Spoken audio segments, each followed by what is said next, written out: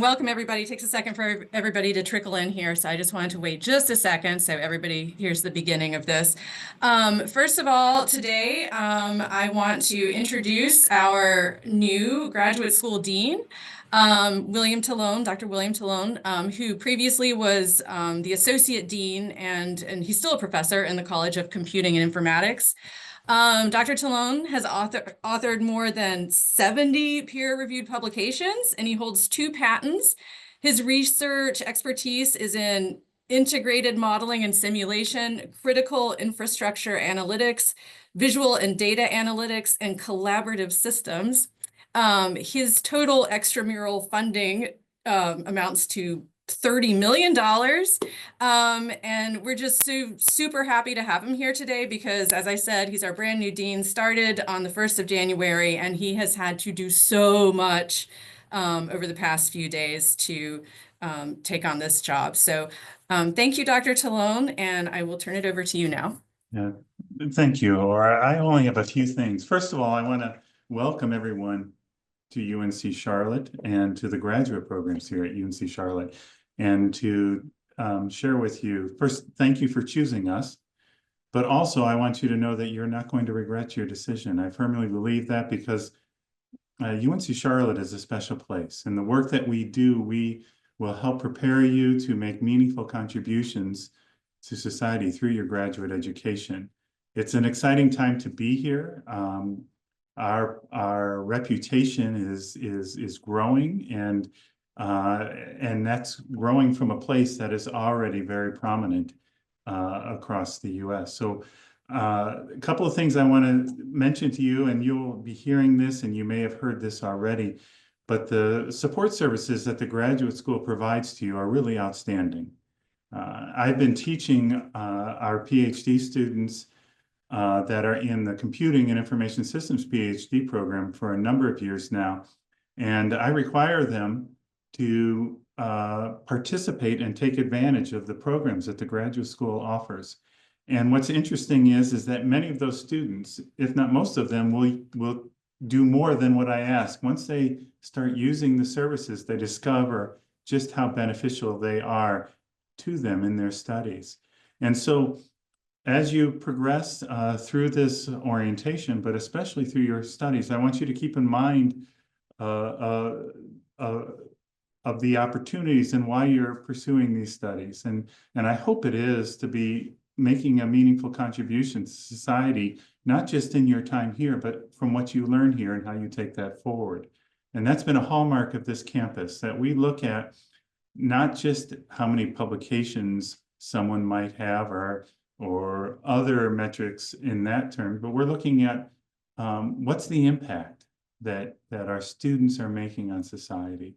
And we've developed a very strong reputation, and we're excited that you're here. And as I said, this is a very special place. I've been at UNC Charlotte for nearly 30 years, and there's a reason why I've stayed that long. It has been the place that has afforded me wonderful opportunities to do what is meaningful to me, which is to work with you all as students, both in the classroom and the lab. And so my office is where the graduate school is located, in the Reese building. And if you don't know where that is, you'll soon learn where that is. But I'll also be popping over to the Reynolds Center for Graduate Life and Learning from time to time. And so I look forward to interacting with you. And if there's a need to speak with me, don't hesitate to reach out. So with that, I don't want to keep you from your program because I know we have a full agenda. So Aurora, I'll just hand it back over to you. Thank you so much for that warm welcome. Okay, so we're going to get straight into our programming today. First of all, we have a panel discussion with Catherine Hall Hertel, Jill Huerta, and Scott Deo, and I'm going to be moderating that discussion. Let's see. Catherine, would you like to introduce yourself? I'll just let you all introduce yourselves. Sure, I'm happy to. Also, welcome to everyone. We're really excited to have you all here. I'm Dr. Catherine Hall Hertel. I'm the Associate Dean for Graduate Academic and Student Affairs in the Graduate School. Welcome. Thanks. Jill, you want to go next? Sure. Welcome, everyone. I'm thrilled to see you here today. I'm Jill Huerta. I'm Assistant Dean and Director of the Reynolds Center for Graduate Life and Learning. Thank you. And Scott? Hi, everyone. I'm Scott Deo, and I am the University Ombuds.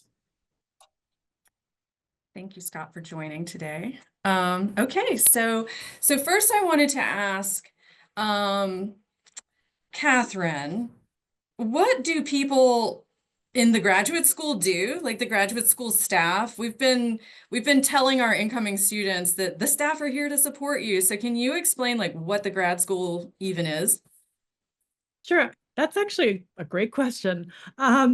So the way I explain the graduate school to folks is think of us as the umbrella for all of the graduate programs at UNC Charlotte. So we're sort of the administrative support and hub for all of these programs. Even though you're in a college, all of you are part of the graduate school. Think of it this way: we admit you, we track your progress, we look at your degree audit, we process your graduation. So all along the way, from the time you're admitted to the time you graduate, whether or not you know it, you're interacting with the graduate school. In addition to all of that administrative oversight, the Reynolds Center for Graduate Life and Learning is looking out for you as a whole student, right? Their focus is really on wellness, on engagement, and on professional development. So when you put that together, the graduate school as a whole is looking out for your experience as a graduate student and doing everything we can to help you be successful. Great. So what advice, speaking of success, what advice do you have for academic success in graduate school? So all of you have already completed an undergrad degree, right? So you've been through college and you kind of have that experience, that shared experience. The thing to understand is that graduate education is different. So, maybe when you were an undergrad, if you went the traditional route at 18, your parents said, you need to go to college. And even if you didn't know what you were going to study, you went to college. The same is probably not true for graduate school, right? If you're making the choice to come back to graduate school, hopefully you have a good reason that you've picked a degree for career progression or to retool for a different career. But whatever it is, it's a choice you've made. And so I think that fundamentally changes the way in which you approach doing a degree, right? And so if you think about that, that means you have a lot of choice and agency over how you approach this, how you spend your time, and what you prioritize. Graduate education is difficult. It's intended to be difficult, right? So to be successful, you have to work hard. You may have to make some sacrifices to do well. And you have to be proactive. I think, when you're an undergrad, if you don't understand something, you just wait and the professor will give you a study guide. That's not the way graduate education works. Faculty expect that you're picking it up unless they hear otherwise from you. So it's important for you to really have agency in your own learning and to be an autonomous learner. If you don't understand something, seek out resources. Go look for tutoring, talk to your faculty, but don't wait. I think that's how some students get in trouble. They just wait and hope it gets better. And then understand that it takes a village to be successful, right? So talk to your family and friends and make sure that they understand that you've made this commitment, and maybe it means you can't make dinner every night, right? You're going to have to do something different because you have a lot to juggle. And it's not forever, but it's for while the period that you're in graduate education. And I think, that's an important piece to being successful. So on the other hand, though, if your grades are not good, or if you're suspended or terminated for some reason, how can you dispute that? Or is there a way even to do that? you know, as with anything new, there's a learning curve, right? So I think for some students, they start off their first semester and they take a challenging class and they don't do well. And they can be really derailed by that. And so, you know, you have to give yourself some grace and understand that you're learning something new. And it's okay if you know, fall down in some way, to learn from it and get back up, right? That's an important component to graduate school. But because we have higher expectations for grad students, that's reflected in things like our grading scale. Graduate students are expected to get A's and B's. C grades really aren't acceptable grades in graduate school. So in most programs, if you get a third C, that will trigger suspension. And there is an appeal process for that. In fact, there's an appeal process for just about everything, with the exception of faculty evaluations. When, let's say you fail your qualifying exam, that's not something you can appeal because that is an evaluation of the faculty, right? But we have grade appeals, we have suspension appeals, we have termination appeals.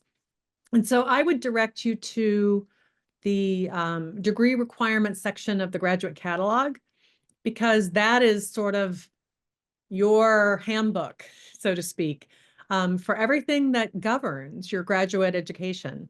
And understanding your rights and your responsibilities, it's all laid out for you in that catalog, and that'll be really helpful. The other thing to keep in mind is that graduate education differs in another way. It's really evaluated by the progress you're making, right? We want your degree to be timely and current. And so graduate programs have a time limit. And that's not true at the undergrad level, but for master's students, you have to complete your degree in 7 years. Doctoral students get 9 years. So even if you stop out for a semester, that clock continues. It's important to pay attention to that so you don't fall too far behind. Another way in which that is important is if you're doing research, continuing research is graded as satisfactory progress or unsatisfactory progress. So again, that idea of making progress, going forward with your work, is really important in graduate school. So what that means is really pay attention to managing your time. Don't overcommit to other activities, and you know, really make sure that the courses you're taking apply to your program, because that's one of the ways in which you can really make progress.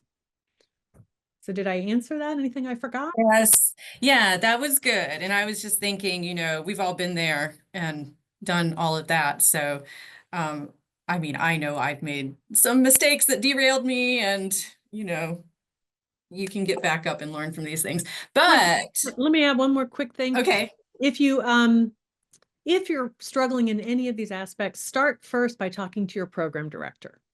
That's like the primary point of contact for you. If you can't resolve something at the program level, then reach out to the grad school or reach out to the ombudsman. And I know Scott's up next, so I'm going to let him talk about that. Yeah. So Scott, what happens? Well, tell us what an ombuds is, because I know that is a new word for lots of people. It was a new word for me when you came. Yes. And what you do. Absolutely. Thank you very much. So I have a kind of a unique background. I have a master's in conflict analysis and resolution. And my first job in the workforce was trying to resolve discrimination and diversity issues within the federal government. And so that kind of led me to this idea of an ombuds, which is it's kind of like a mediator for an entire organization. My elevator speech, I would say, though, is not just mediating interpersonal issues, but really being a thought partner to help folks think through some difficult or anomalous situations where you're not quite sure where to go, how to approach it. And so we can talk about what the situation is and try to think through some of the potential options to help solve the problem or work the issue or resolve the conflict, that type of thing. But I'll just say one other thing about the nature of an ombuds within an organization. We actually have, there are like 4 ingredients, if you will, to the ombuds recipe. First of all, we're independent, so not really part of the administration. I mean, we report to the chancellor, but we're not part of the chancellor's cabinet. So talking to us is not the same as putting the university on notice of things. So it also allows us to address any issue at any level, which is nice. We are kind of like mediators. We're impartial, so we're not advocates for any particular person or group or outcome. Number 3, we're informal. So coming to an ombuds is not, quote unquote, filing a complaint. Okay, so we're not part of any administrative grievance process at all. That informality is really important, just to have a conversation with us. But we don't have any power authority to investigate or adjudicate or tell anyone who's right or who's wrong. And then the 4th ingredient is confidentiality, which is really important. Oftentimes, folks are concerned about coming forward because someone might tell someone something. I take confidentiality extraordinarily seriously. I don't tell anyone anything without your permission, unless there's an imminent risk of serious harm. That's the only exception. Otherwise, it's also important to note from a confidentiality standpoint that we're not a mandatory reporter for Title IX, and we're not a campus security authority either. So, and we don't keep any North Carolina records. So I'm very serious about the confidentiality piece. So, so it's really easy to, that's basically what we do and how we do it. I'm going to put a link to our website in the chat so everybody can go learn a little bit more about it. Oh, thank you. Thank you. Perfect. Yeah. So what's the best piece of advice that you could give a student for approaching a difficult conversation, especially a difficult conversation with an advisor or professor? Sure. Best piece of advice. That's a tricky one. Before I became a mediator, I thought I was going to be a professional trumpet player. And so music is in my soul. And when I think about music, there are a lot of notes that sound great together, and then there are notes that don't sound great together. But in music, the goal is to try to get those notes that don't sound great together to resolve and be harmonious. And so I use that metaphor oftentimes about the patience. Well, first of all, to say, conflict is normal. It happens every time, and it happens frequently. Strong words. So, disagreements, differences of opinion. So I think thinking about how we all work together in collaboration with one another, like one might in a band or that type of thing, that we're all working together for a shared purpose and goal, and that we're working towards this sense of community and collaboration, and having that patience. And giving each other grace to work through these difficult situations, and having the patience to listen and hear, and to try to work together to resolution. I think that's probably my best advice at the moment. Okay, thanks. Yeah, I'm a very argumentative person, so I always like listening to your advice. But I wanted to back up a little bit. You mentioned Title IX a couple minutes ago, and I'm not sure if everybody knows what Title IX is. So could you explain what Title IX is? Sure. I wish Michelle was on here, but the Office of Civil Rights in Title IX is here to, if there are any concerns that things are happening adversely from a perspective of a protected class of some sort, if you're race, gender, national origin, that type of thing, genetic information. And so if there is sexual harassment, any of those kinds of things, I know on our side there are a lot of policies and strong procedures in place, and thank you for putting that in the chat there, the link there. It's actually a wonderful resource. And so if anyone observes or experiences anything, talking to them, they're a wonderful resource to think through what some of the options are. And then in the context of the ombuds, you're not required to report any Title IX concerns. That's what you said, right? I'm not required, correct. I'm not required. Sometimes folks like that confidential resource to think through, do I really want to go there? Is it really confidential? Which, we can talk about that. They're very, they have the systems, and they keep it, and they don't do anything without your permission. But anyway, we can talk through and try to get some of those questions answered before somebody makes a decision. It's like, I'd like to actually put the agency on notice. I'm being treated differently by my advisor or something like that, and I'm not sure why. Yes. Well, hopefully nobody will have any issues of that Hopefully sort. not. Fingers Hopefully crossed. not. Yeah. Okay. Well, thanks, Scott. You're welcome. I think I'm going to turn to Jill now. Dr. Talone mentioned all the support in the graduate school, and I really loved that call out about the CGLL. So Jill, do you want to tell us a little bit about what the CGL is and what we do? I would love to. Thank you. I want to start by congratulating all of you for embarking on this journey and having you spend a minute thinking about everything you've had to do to get here, because we're always so interested in the end point, and sometimes we don't take enough time to appreciate the moment of beginning. So congratulations on that.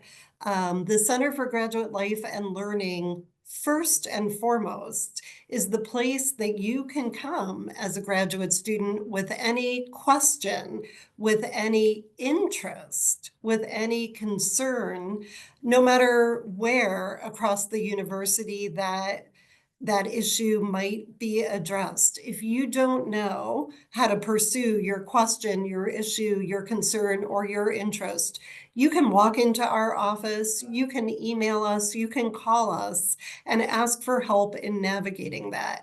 And that's maybe what I'm most proud of at the Center for Graduate Life and Learning. We have a philosophy that everyone who touches us in any way should emerge from that better off because of that interaction. So that's the first thing. We can help you navigate. We don't know the answers to all your questions or even close to it, but we're committed to sending you to people who do and following up with you and making sure you get what you need. Apart from that, we manage professional development and wellness and community building for all of the graduate students across campus. So everything that you don't get in your academic programs, learning how to write at the graduate student level, for example, or learning how to network and begin your internship or job search and how to make the connections that will help you make that happen when you're ready. Learning how to teach. If you're going to be a teaching assistant, getting that kind of training that you need. Learning how to brush up your LinkedIn profile or your resume, learning how to get along with your advisor, how to communicate really clearly and make sure that your advisor knows what your goals and your plans are.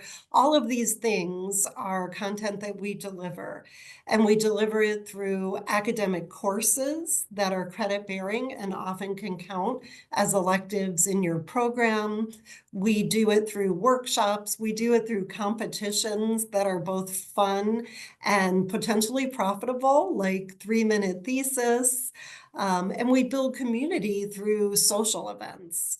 And this is particularly important because the research on graduate student support shows that if you connect with students outside of your academic program, you will find your graduate school experience more rewarding. You'll be more productive and on all the metrics that we measure for graduate school success. And you'll be mentally healthier, and we care a lot about that. So that's just a sampling, but for now, just to understand that we offer a lot of resources. We send out Grad Student Weekly, Aura, every Friday afternoon. That is going to list all of the things that we're offering last week. Do yourself a favor, honor this investment that you're making in grad school, this investment of time and energy, and learn everything you can, including these important skills outside of your academic discipline. That's as short as I can make that answer. 'Cause we do so many It's different hard. We things. do a lot of stuff. So we're gonna wrap up here and transition to the GLF panel in a second, but just will you, I mean, Jill, you have a PhD in history, right? So, and then here you are, the director of the Center for Graduate Life and Learning. What is it about working with graduate students that you love? Well, I think what I love most is seeing people develop, put effort into self-development and just become better at things. And it's such a beautiful transformation to witness. Graduate school should make you a different person than you are today. And I love being a part of that. I love seeing people come in and people leave and noting the increase in their confidence and their resourcefulness and their communication skills. It's very rewarding.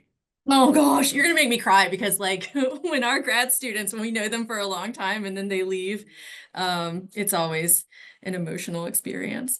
But anyway, thank you, Jill, Catherine, and Scott so much for all of your advice. You're welcome to stay on, of course, if you want to. You can chime in at any point if you want to, or go enjoy the rest of your evening. Alrighty, so now I didn't even really go over the agenda since I sent the link to everybody, but just as a reminder, now what we're going to do is have a conversation with our Graduate Life Fellows who their fellowship is through the Center for Graduate Life and Learning. They're sort of like liaisons between us and the graduate students. They come up with ideas for programming, for workshops and things that should be useful to you. They organize the fall social. They play a huge part in organizing the Graduate Research Symposium in the spring. They always take part in all of these orientation events that we provide. What we always do is have a nice little conversation, sort of an introduction to the Graduate Life Fellows. So that's what we're going to do now. And then after that, we'll have breakout rooms, which are going to be facilitated by some of the Grad Life Fellows so that you can get your specific questions. But anyway, I'm going to let the Grad Life Fellows introduce themselves. Let's see. I see Nicholas first. Y'all can all unmute your cameras and come on so we can see you. Nicholas, would you Yeah. go ahead and introduce yourself? Say For like sure. what program you're in and that kind of thing. Okay, sure. Thank you. So I'm Nicholas Gathings. I'm a third-year PhD student in the curriculum and instruction, housed in the College of Education. So yeah, super excited to be part of the Graduate Life Fellow, part of the CGLL. It's a great resource for folks such as myself who are first in family to go to college. Before I was a fellow with the CGLL, I found myself like kind of in that space, kind of mingling with like-minded students, master's students, PhD students, and just kind of like surrounding myself with like non-traditional students so that I could find that sense of belonging. So I've just kind of taken that with me, and I'm here to help and support in any way that I can new grad students that are, here for the journey and not really sure how the heck they're gonna navigate, but that's what I'm here for. So I'm happy to be here and support any way that I can. Thank you, Nicholas. I just found out that you guys are only able to chat to me and I have not been able to figure out how to change that setting. So I'm going to go ahead and turn it over to Kayla while I work on this. Hi, my name is Kayla. I'm one of your Graduate Life Fellows, as Aura mentioned. I am in the School of Architecture. I know there probably isn't a whole lot of architectures joining now. We usually have to start in the spring. But nonetheless, I love speaking to students outside of my field of study. I will drop my email in the chat if you have any questions for me. My classes are at Dubois, but also main campus, so you might see me around. Please say hi. I'm in my very last semester at UNC Charlotte, and I am on the cusp of completing a career change that would not have been possible without this education. And for my next adventure, I am heading to Tanzania, Africa, with a faculty to help in her research. So that also opportunity wouldn't have been made possible without UNC Charlotte. So I'm so happy with my educational choice. And please reach out if you have any questions for me. I'll put my email in the chat. Thanks, Kayla. And that is so super exciting that you're going to Africa. That's awesome. Let's see. Who do we have next? Naz, would you like to introduce yourself?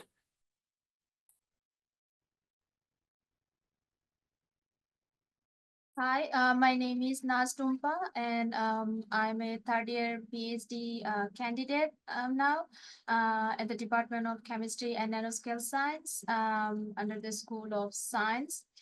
And currently I'm working under Center for Graduate Life and Learning as a Graduate Life Fellow. I'm really happy to be part of them. And please reach out to me if you have any question regarding any kind of like great how I can say, like any kind of conference or any kind of liaising with the professor or anything. If you have any confusion, anything, you can just reach out to me just based on my ideas and my experience. I'll just try to help you. And welcome to Charlotte. Thank you. Thank you, Naz. Let's see. Andrew, are you able to unmute and introduce yourself? Should be able to. I think Andrew's here though. I made him a co-host. Oh, he just texted me, or he just dropped the chat, said that he can't get his technology to work. He Oh. thinks his computer might have a virus because it's super slow and it continues to shut down when you open Zoom. Oh, no. Okay. Well, let me go to Adams then. Adams, how about you introduce yourself? MG on that. Thank you. Hi, everyone. Welcome to the great university at the City of Charlotte. My name is Adams, and I'm currently a third-year PhD student at the Department of Civil and Environmental Engineering. I think I had the privilege to serve as the Vice President of GPSG, that's Graduate and Professional Student Government, for the section of, I think, 2023-2024.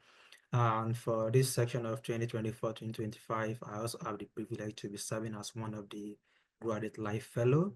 So I'm an international student from Nigeria. So if any of the things I've said probably falls under your subset, if you're an international student or if you're an engineering student, or particularly if you're a civil engineering student, if you have any questions bothering your mind as you are joining Charlotte, UNC Charlotte now, you can just hit me or like send me an email. I'm going to drop my email in the chat box.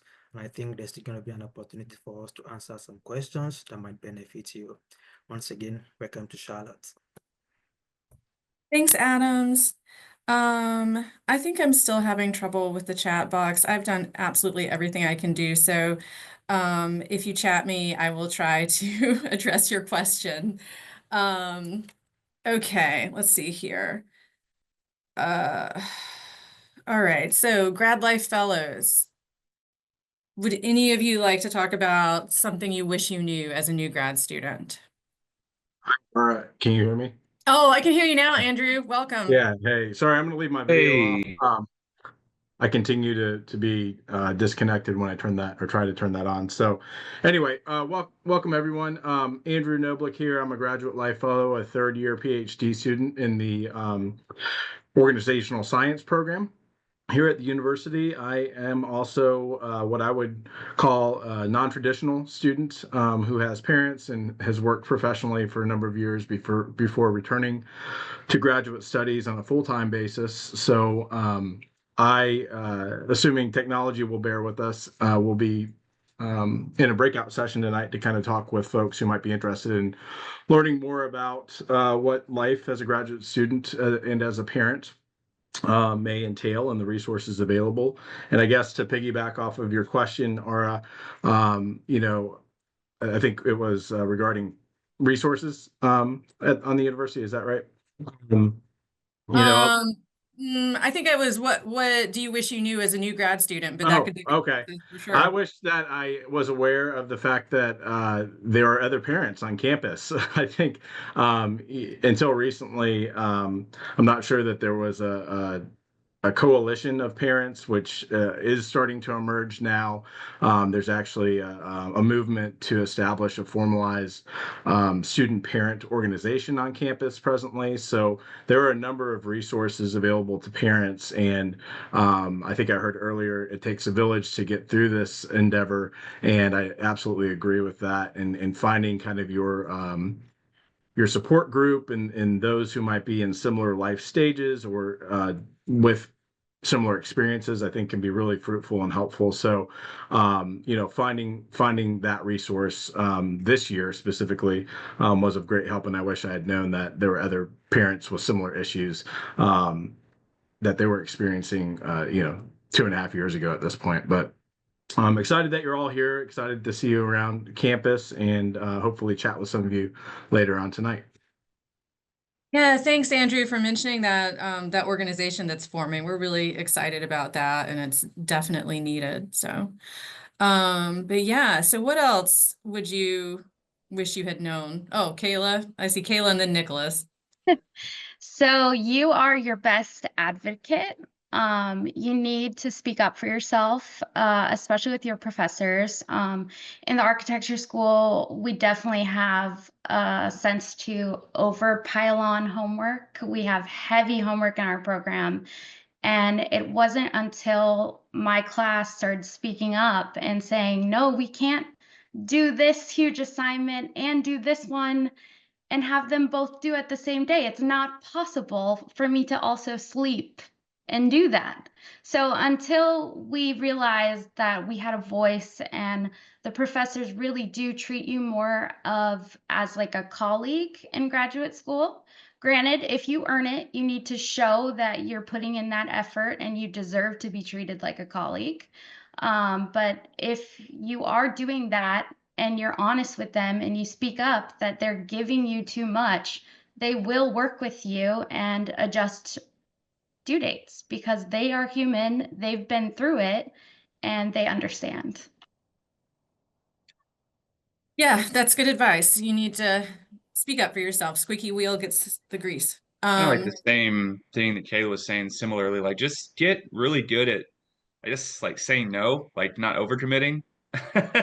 I get like graduate school, it's like the bar has been raised, right? And you want to get your brand out there and get yourself out there, but also like you're human and you need to learn how to prioritize mental health and not feeling like you have to like commit or like agree to every project. I'm only speaking from experience because I got burned out my first first semester in this program, in the DOT program, where like I wanted to do every conference, I wanted to do like everything, and I just had like a mental breakdown. I had to like take a step back. But out of that kind of taught me, okay, like I can do some things, but I don't have to do everything because it's gonna wear and tear on you, and it's gonna like create this image of graduate school that shouldn't be there. You know, graduate school is difficult, yes, but it can also be rewarding, especially when you finish your program and you come out on the other side of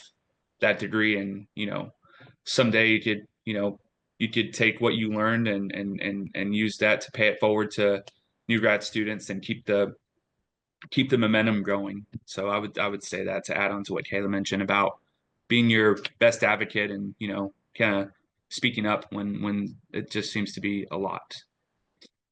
I'd say that.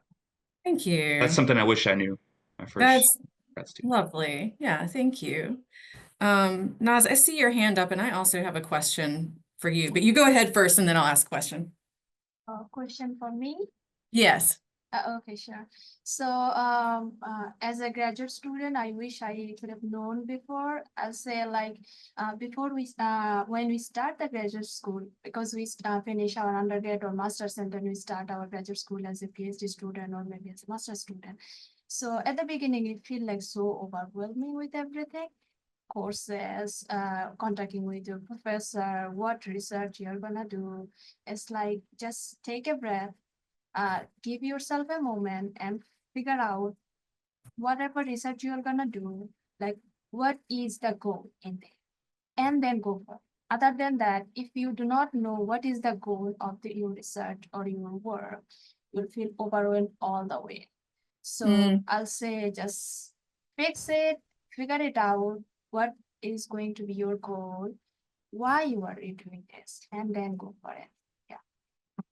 Yeah, that is good advice. When I started grad school, I really had no plan. And one thing that I would tell people is you need to be focused on, yes, the end goal, me your neither. I was dissertation. like overwhelmed with this, so like that's why I know. Nice. Okay, well, I think that we already have the answer to the question in the chat, but somebody was asking about mandatory document check-in and visa check-in for international students, and that would be NAS, they should go to ISSO, correct? Yes, they should go to ISSO, and especially you can talk with Vivian. I can give you her contact. Oh, perfect. And yeah, she is the person to talk about. And also there is another one, Tarek. You can talk with them, and there's some other person also responsible for this kind of work. Just go to ISSO, and it's in CHHSS building. I can give you the address in the chat box, then they can just do that. That would be super helpful. Thank you, thank you. Yeah. So this is something I wanted to address anyway, and somebody's asking in the chat, what are some tips for those that work full-time while in grad school? And what's the experience of those of you who do work? I think some of you grad life fellows work and are students, correct? Yes. So I would, this is going to be probably a response that isn't going to be the response you're looking for, but from like my own experience, I was to back it up a little bit, in my first year, second semester of the program, I was teaching kindergarten full time, and I was also doing like studies full time. And you have to really like prioritize. You have to kind of like take a step back and say, okay, like, is this what I really want? Because grad school, like master's degree, you have to really want it. And with that comes sacrifices, and it comes with like some compromises, and you just have to really like have that conversation. You have to have an honest conversation with yourself, and just like know yourself, know what your time management skills are like. For me, someone who has experienced working full time and doing this full time, I chose grad school because I knew that this is what I wanted. So I had to like kind of like take a step back and say, hey, like, I just got to lock it in. I got to do it. This is what I'm going to do. This is what I want, because I know that once I finish this degree, I know I'm going to like open that door for myself to like just array and a wide variety of opportunities that are going to come my way. So I hope that answers your question. That's just from a personal standpoint. Know yourself, know how you manage work life, know your time management skills. So yeah, that's my response to that question. I hope that answers it.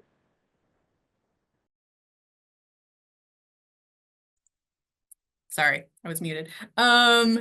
This is sort of related to what Catherine was saying earlier. You're doing this for a finite amount of time, right? So you might have a lot on your plate with working and with academics and family and whatever else you have, but it's not gonna be forever. You'll get through it. So Adams has his hand up. What would you like to say, Adams? Yeah, thank you, Dr. Ora. This might not be necessarily what I wish I knew when I was like a fresh grad student, but I've seen a couple of my friends have this issue, so I think it may be common mistakes graduate student make. So as a PhD student, I'll be using an example of PhD student. I think if you are coming in without a master's, the requirement for you is to like have like 72 credit units after you are done with your studies. However, within that 72 credit units, I think you only have 18 for your research work and you have the remaining for your coursework. So in this coursework, what is common is that they will tell you, I mean, you have some core courses you need to take and you can take some elective.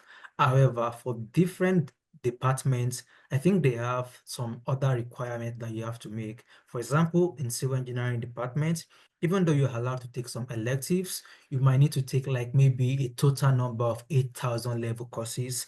You might need to take a total number of 6,000 level courses. So when you are taking those electives, if you are not careful, if you are taking maybe a lot of maybe 5,000 level as a PhD student, when you are calculating maybe your total credit unit, when you're thinking you're about to graduate, you can hear your graduate coordinator telling you that you are yet to meet the requirement. So these are the things that you should look out for and ask your graduate coordinator when you're starting out. Like, what are the requirements? How many 8,000 number courses do I need to take? How many 6,000 do I need to take? How many core courses in the department do I need to take for me to meet some requirements? So you really need to look out for that so you don't make the mistake. That is very sound advice. And I would also add that you should pay attention to DegreeWorks. It's degreeworks.charlotte.edu. And that's basically like kind of like your transcript, like your live transcript. So you can see, you know, what your progress is. And if there's anything, sometimes there, you know, can be errors and things. And then that way, if you keep on top of it, then you can get things resolved in a timely manner. Okay. So what advice, I mean, I guess all of us went through COVID, so all of us have done some remote work. And then we have a lot of students here that are online students. So what advice do you have for like making meaningful connections when you happen to be remote or online?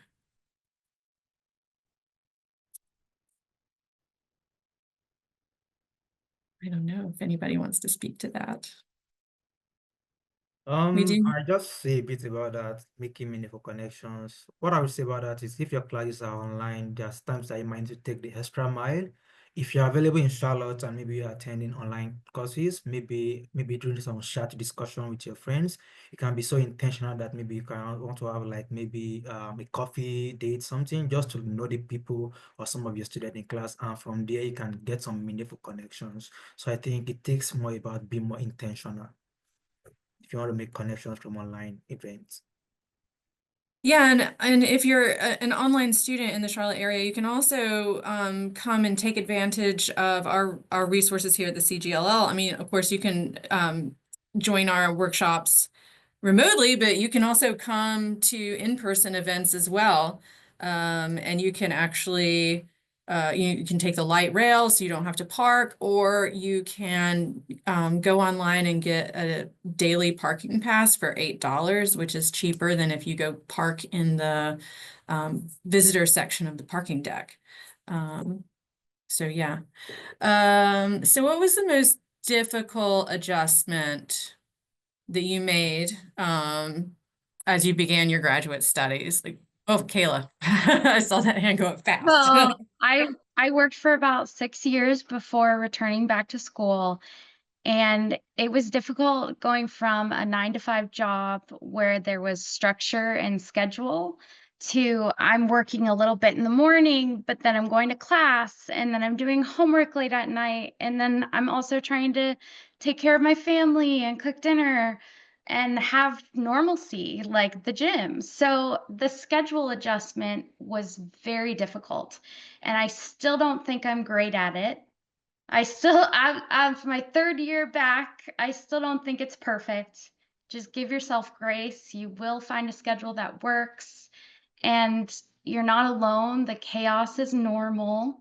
Just try to find normalcy within it and try your best to stick to a schedule, at least in the beginning, because that gives you a reset before things get too crazy and we're closer to finals or your thesis presentations. As long as you find some normalcy for as long as possible when the stress isn't as high, it really keeps you sane and feeling somewhat normal.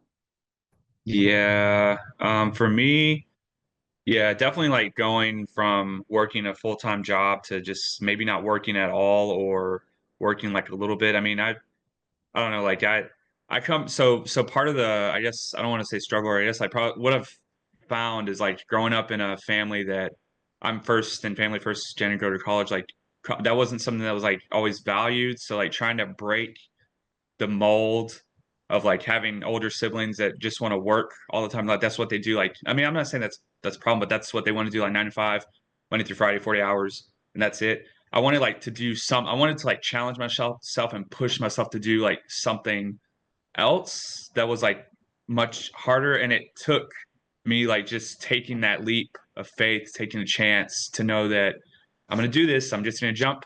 I'm going to do it. I know it's not going to be forever, but I'm going to try it.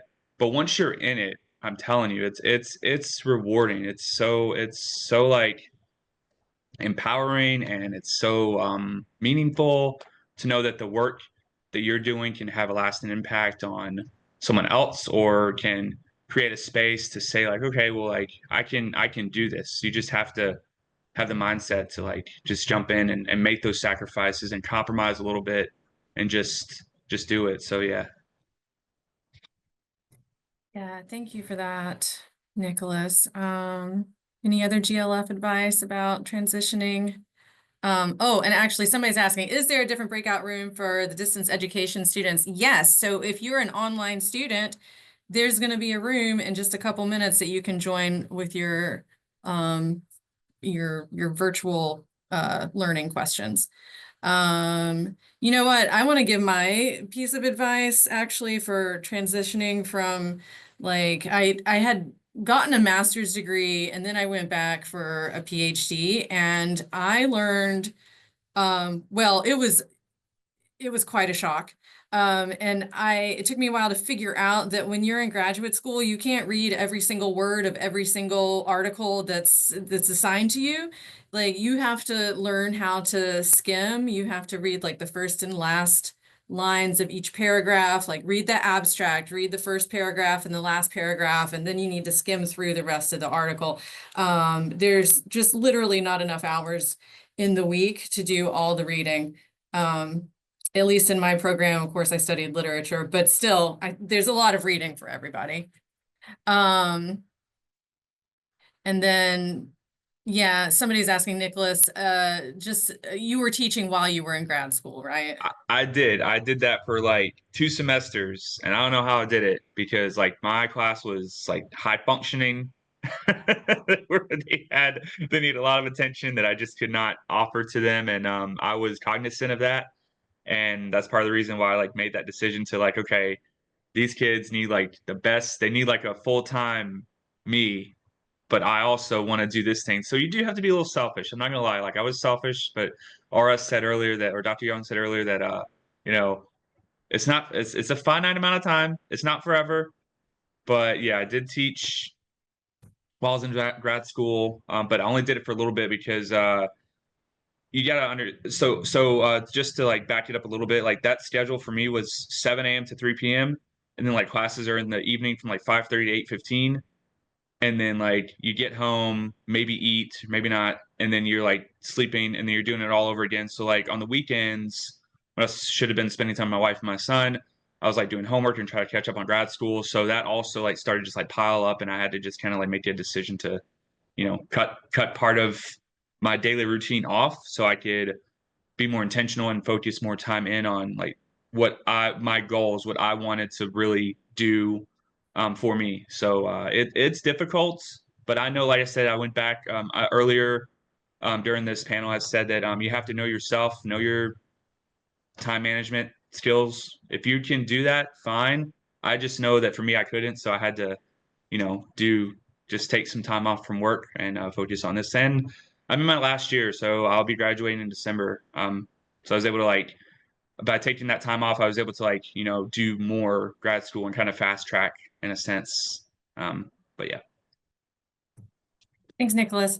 Someone's asking where the Veterans Resource Center is located. So maybe somebody can throw that link in the chat for me. But I can tell you, if you're on main campus, it's not it's in like the Denny Barnhart complex of buildings. I can't remember exactly what it's called, but it's here on main campus. It's not far from the library. It's like between the library and the botanical garden, which, by the way, you should visit the botanical gardens. It's a lovely place to go unwind for a little bit. It's not huge, but they're just really beautiful.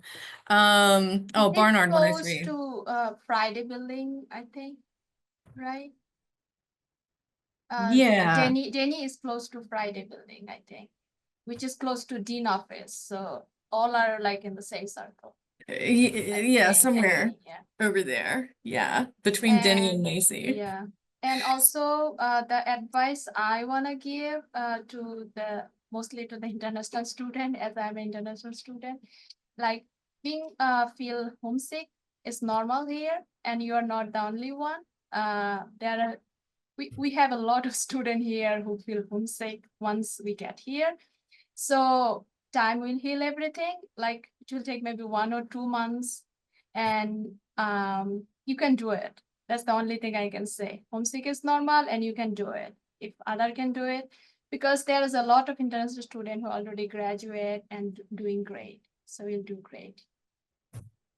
Yes, Naz. And also, there are a lot of student organizations. If you're not already connected with a student org, there's Triveni, that's the Indian student organization. There's, oh, Naz, what's the Bangladeshi? Ekosh, yeah. Yeah, so there's that one, and there are a number of international student organizations. There's also a lot of international grocery stores all around the campus.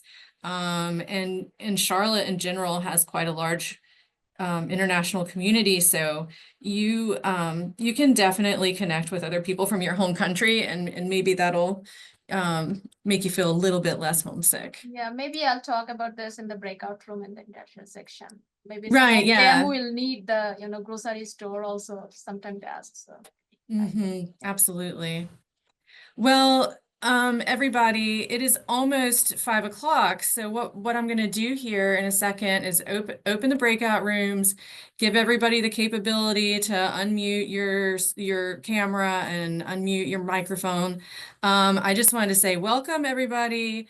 I'm really excited to see so many people here today. Normally our January intake of students is smaller than in the fall. So it looks like we have a good turnout today. My job is just so rewarding because I get, like Jill was saying earlier, it's just so nice to see students grow, and it's so nice to learn about the things that people are studying. We have so many people researching cancer here. We have people, in the criminal justice program that are doing great things. Just so many people just doing good work, and I know they're going to go out in the world and make a big difference. And so I'm glad that I can have some little part in that.